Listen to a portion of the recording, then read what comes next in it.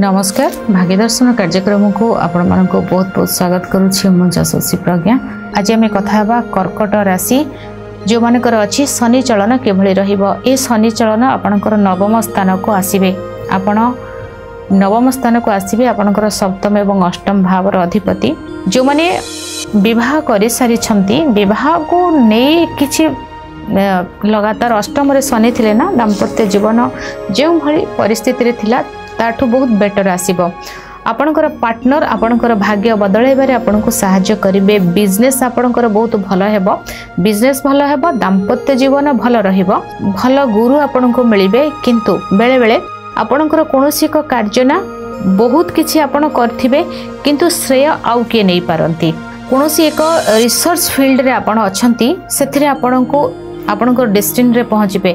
जो माने रिसर्च रे कार्य करूछंती साइंटिस्ट अछंती जो माने परमाणु बोमा तैयारी करूछंती साइंटिस्ट रिसर्च रे जो माने अछंती सेमानक पई भलो रहिछि। पितांकु नै पितांकर स्वास्थ्य को नै किछि चिंता अधिक बढ़ी पारे। कोनोसी एक जगह को आपण भ्रमण रे जाउछंती तीर्थ भ्रमण रे जिबे कोनोसी ठकामीर शिकार होई पारंती धोकार शिकार होई पारंती। अति आपण जन को गुरु करबा को चाहुचंती माने जानिबे तांको विषय रे केमती केते साधना केमती रहिछि कोन रहिछि। कारण कोनोसी तीर्थ एमती जगह रे किछि ठकामी रे आपण पड़ी पारंती ता ऊपर आपण नजर रखिबे। उच्च शिक्षा क्षेत्र रे आपण को एडमिशन करबा जदि आपण फॉरेन जीवा को चाहुचंती से क्षेत्र रे आपण को कष्ट टिके आसीबो एवं तापर आपण को मिलिबो। आपण किंतु होप छाड़िबेनी आपणकर परिश्रम लेवल को आपण कम करिवे नाही।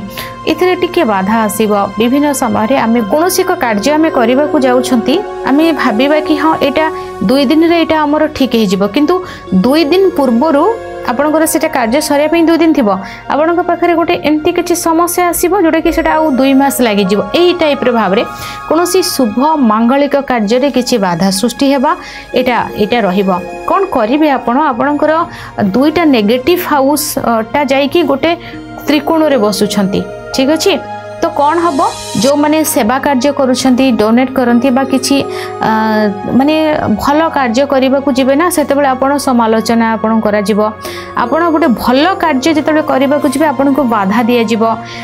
उच्च शिक्षा क्षेत्र रे झियो माने विशेष भाव रे माने कौन कहिबे नहीं पाठ सेतिकी थाउ विवाहर करदबा पाठ सेतिकी थाउ एठु पाठ बंद करदबा एई टाइप रे बुझी हला ना केंती कथा एई भली भाव रे जिंसटा आसीबो।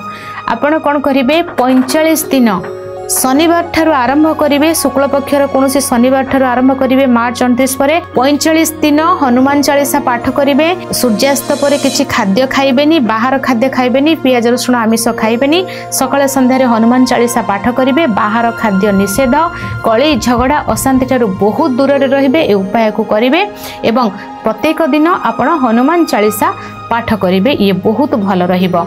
एवं जो माने बहुत असहाय अछंती वयस्क व्यक्ति अछंती जेते पारिबे तांको सेवा कार्य करिवे तांको प्रति गछ लगेबे बहुत औषध गछ बर गछ लगेबे। आज समय होई जायछि भाग्यदर्शन कार्यक्रम को एठी रखुछि विदाय नउछि नमस्कार।